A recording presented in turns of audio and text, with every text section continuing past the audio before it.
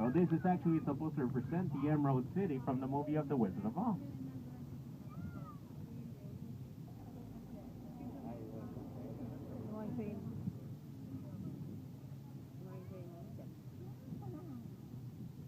And right there on the right, we also have the M&M's world. This is where you can actually personalize your own types of M&M's into any color you want. You can put a picture into your M&M's, or if you want, just your name into your M&M's. Then after that, you got the Coca-Cola store, where you can actually purchase Coca-Cola from anywhere in the world. And that also serves another purpose, which is their elevator for the first 4 floors. And if you guys go inside, you'll find one of their mascots, a polar bear inside, that you guys can go inside and take your pictures with a polar bear. He usually walks around giving high fives to everybody and taking his picture with everyone. Right after that, you can see the giant guitar of the Hard Rock Cafe. Yeah, you guys might remember we do have a few other guitars in town, but those ones are off the strip at the Hard Rock Casino. Yeah, the guitars from the Hard Rock Casino have been used in different movies, but always keep getting destroyed. Like the movie Con Air, when the plane crashes into Vegas, it breaks the top off one of the guitars. And then the other guitar was used for the movie Honey, I Blew Up the Kid. When a kid picks up the guitar after being turned into a giant, then he drops it, breaking it. Then we had this one, which hadn't been broken. That was until the movie Godzilla came out, and one of the monsters walked through the strip. Yeah, they're always looking for creative ways to destroy the guitars.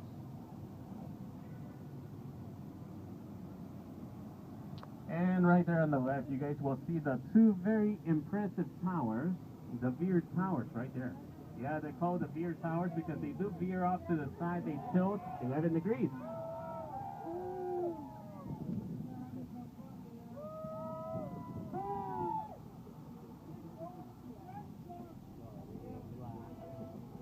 They're drunk.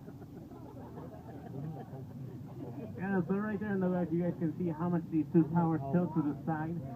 Yeah, those ones are actually condominiums, some sections are hotel, and also offices. Not only do those 2 towers tilt to the side, they also start to turn, torque, or twist. And right there on the right, the giant Harley motorcycle. Right after that, we have the Planet Hollywood, which is actually the former Aladdin, where Elvis Presley used to, where Elvis Presley got married to Priscilla back in 1967. Yeah, that was here at the Planet Hollywood, back then the Aladdin. But today, you can find other big names. Meatloaf is performing here, and also Britney Spears.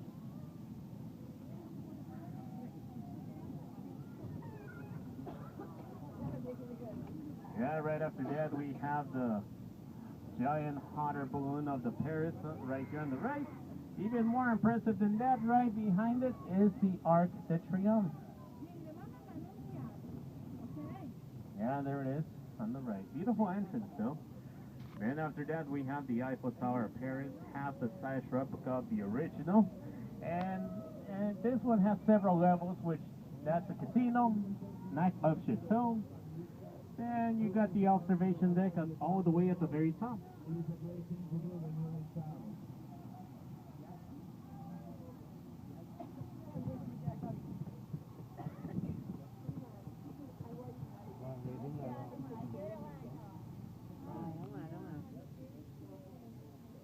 Oh, and also one of the newest attractions in Las Vegas, you guys will notice, on the right, behind the Flamingo, you'll see the giant observation wheel.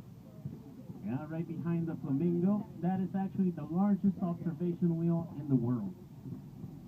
I know it doesn't look as massive as the other ones throughout the world, but it really is. I mean, each one of those pods that you see surrounding it, each one of those can actually hold everybody in the bus at the moment. It can hold up to 40 people. And it only takes 30 minutes for it to make a full round trip, and it's actually 150 feet taller than the one in London. And this one is also the smoothest wheel, so you can barely feel like the motion of it turning. The high roller just opened up about a month and a half ago. Yeah, during the day they charge you like 25. Yeah, right around this time when the sun goes down, 30, and at night 35. And right now they're also building another construction. Well, it's going to be a shopping mall right there on the right. Because apparently we don't have enough shopping in Vegas. And right after that we have the newly renovated property. This used to be the Bills Gambling Home. Before that it was the Barbary Coast. And it has now come back as the Cromwell. Yeah, this one underwent a $182 million renovation. It paid off though. As you guys can see, beautiful. And they're going into the smaller, more intimate settings, but very luxurious. And on the left, you guys can see the Caesar's Palace. You guys might remember the Caesar's Palace from the filming of the movies like Rain Man, Rocky 3, Iron Man, and of course The Hangover Part 1 and 3. And on the right, we also have, right after the Cromwell, you will see the Flamingo, which is actually the one that had the most influence to Las Vegas, because that was the first luxurious property that started the competition of luxury that is still going on till today. That one was able to be completed with the help of the famous mobster, the hitman of the mafia back in the day, Bugsy Siegel. Yeah, Bugsy. Yeah, Bugsy was a big name in Vegas. He ended up here because he made such a high profile for himself in New York that he couldn't stay there. So the mafia told him, come to Vegas and, run these properties for us. He actually ran the old property, the old Cortez, got him interested into the casino. He thought this property in town that had been started, but never finished. So he asked the mafia to put in the money to finish it. This was actually his greatest success, but also became his downfall. That's because he told the mafia that it was going to cost $1.5 million to finish it, and went over budget by $6 million. So after that, they killed him off for those same $6 million reasons.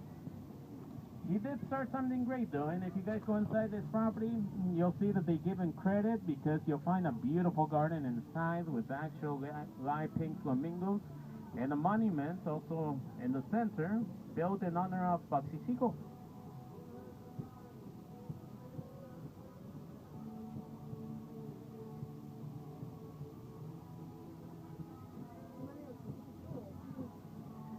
At night is when Las Vegas really comes to life. Everybody comes out to enjoy the nightlife.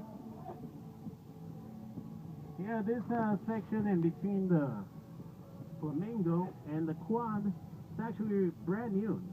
The link. Yeah, the link is where you find the high roller, the giant observation wheel, but you also find a lot of shops and dining, drinking, bars. Everything you can think of in this little district.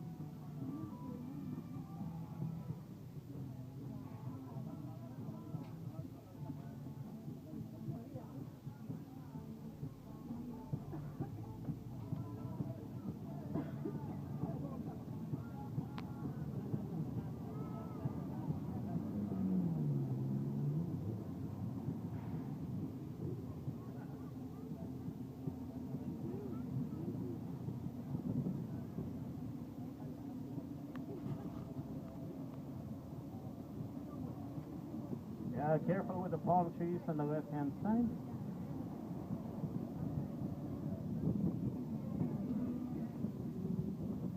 And also coming up right here on the right is going to be the Venetian, where you guys can take a small romantic trip to the front of Venice and the gondola. Coming up right there on the right. Yeah, there it is. Although if it's too windy out here or if it gets too hot, you guys can still go inside the Venetian, and that's where you can find a beautiful canal. It actually goes through the center of the entire shopping mall, extending all the way down here to this side of the Palazzo. So after you guys are finished shopping, you can relax and head back the opposite way in the gondola. And right after that, on the right, we have the Wynn and the Encore. The Wynn and the Encore are considered to be the most luxurious properties in Las Vegas. 5 stars and 5 diamond awards in every category. For example, in the movie Ocean's 13, they made a fictional casino like a giant, very luxurious tower based on the Wynn. But for the filming of the movie, they came here to the Wynn to film the inside of that very luxurious tower. Although sometimes I think that maybe just a little too luxurious.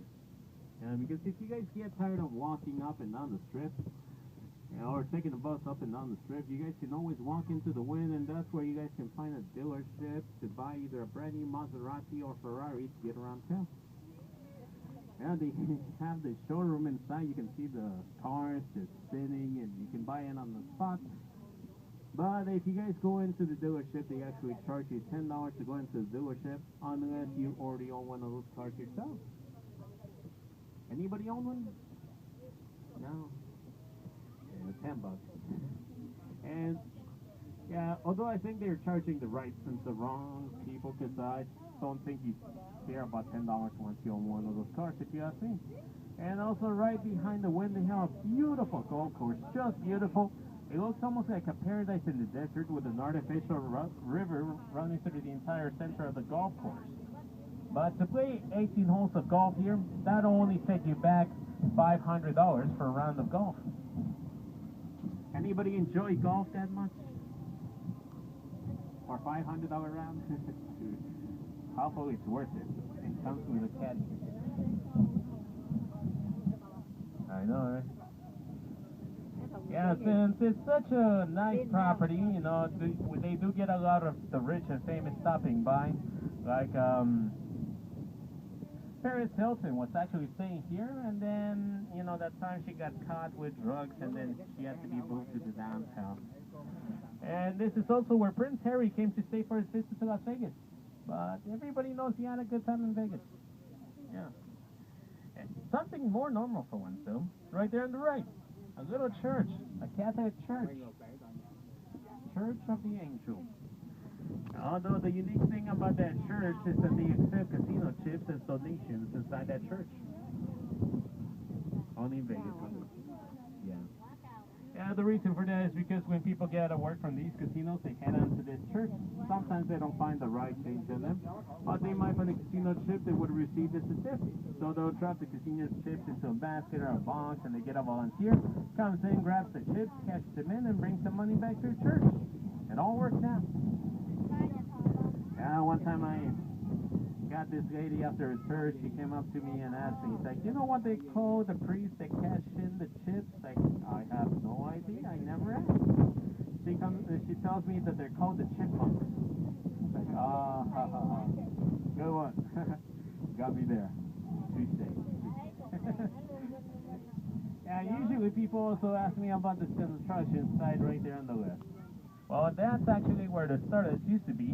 You guys might remember the Stardust from the filming of the movie Casino with Robert De Niro, or the movie Showgirls once again. But then the property was imploded so they could build this massive mega resort. But after they worked on it for about a year, it was put completely on hold. Had been this exact same way for almost 5 years. But we actually got great news that this entire construction site was purchased by a Malaysian company, $350 million. And that's where they're going to build a massive Asian-themed hotel and casino, which is actually going to look similar to the Forbidden City of China. In the center, it's going to have a massive golden canopy that's going to be a botanical garden and a panda habitat. In the back, actually a Great Wall of China glowing straight across. A water theme park and massive towers of over 6,500 feet. Yeah, for this property, they said they set aside $5 billion to, to build the property. So they say they might go over that by a few billion. They say they're good for it. And right here on the right, we also have the Riviera, the first high-rise at its time built back in 1955, the first 9-story building. Yeah, this is actually where Liberace used to perform his shows back in the 50s.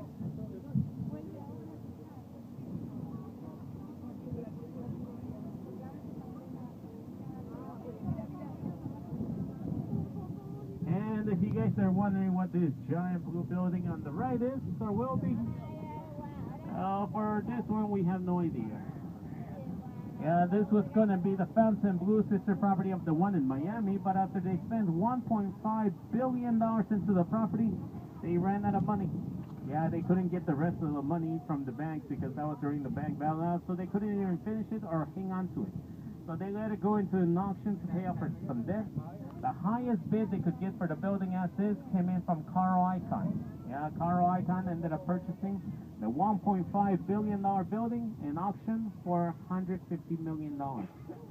Yeah, and the first thing he did, auctioned off all the furniture and made a killing up of that, several million. And also, he just got an offer from a Chinese company to purchase the scrap metal. Just the scrap metal, they offered him $200 million, not including what he would get for selling the land. So he just keeps making money up of that. And right in front of us on the left, we have the Stratosphere, which is the tallest building west of the Mississippi that stands at 1,149 feet tall, around 350 meters, with the 3 highest throw rights in the world at the very top. Yeah, right up there you guys can see like a beam sticking out, also with some lights on the side of it. Yeah, the beam is actually a roller coaster. Well, like a roller coaster, but all of a sudden the track tilts over the edge of the Stratosphere. Then the coaster moves over like it's going to drop you, stops at the last second, shakes you off over the edge, and then brings you back and does it all over again. Then they have the one on the needle. Yeah, the red and white needle. That one has seats around it that you sit on those seats all of a sudden. Launches you straight up the needle from 0 to 40 miles per hour and lands in 4 seconds to the very top. Brings you down, up and down, and then slowly brings you down. Yeah, but their main attraction here is actually the sky jump. Yeah, they actually have a blue ramp at the very top with 2 wires coming all the way down.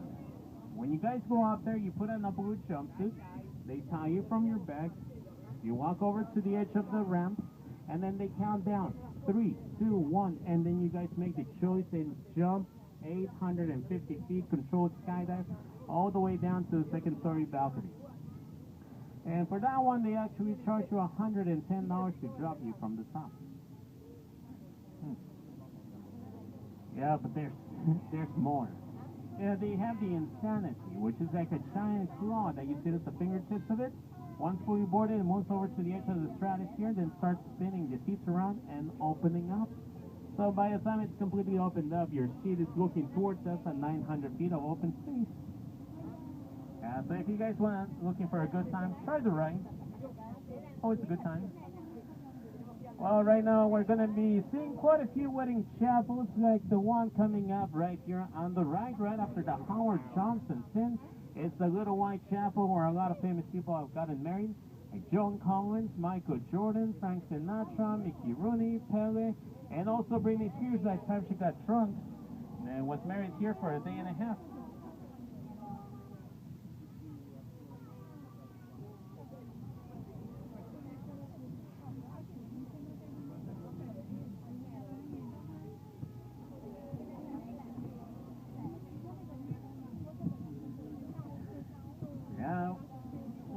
A lot of wedding chapels in Las Vegas, and actually most of the casinos have wedding chapels inside or have a specific location where they perform the weddings at. And the reason for that, because it's very easy to get married in Las Vegas. I mean, just to get the marriage license to get married in town, all you guys have to do is head down to City Hall, go inside, show your ID, and pay a $60 fee. 60. That's it. You're ready to get married. There's no tests, background checks, or wedding periods. That's why Las Vegas has become the marriage capital of the world. How many weddings do you guys think we get per day? Numbers? Huh? 100? No. Okay, we get an average between 200 to 300 wedding ceremonies per day. Per day. And the average time for the ceremony, only 15 minutes. Oh, and coming up right here on the right after the light, is going to be the famous gold and silver pawn shop from the very popular History Channel show called Pawn Stars. Where they filmed the reality TV show, right here on the right.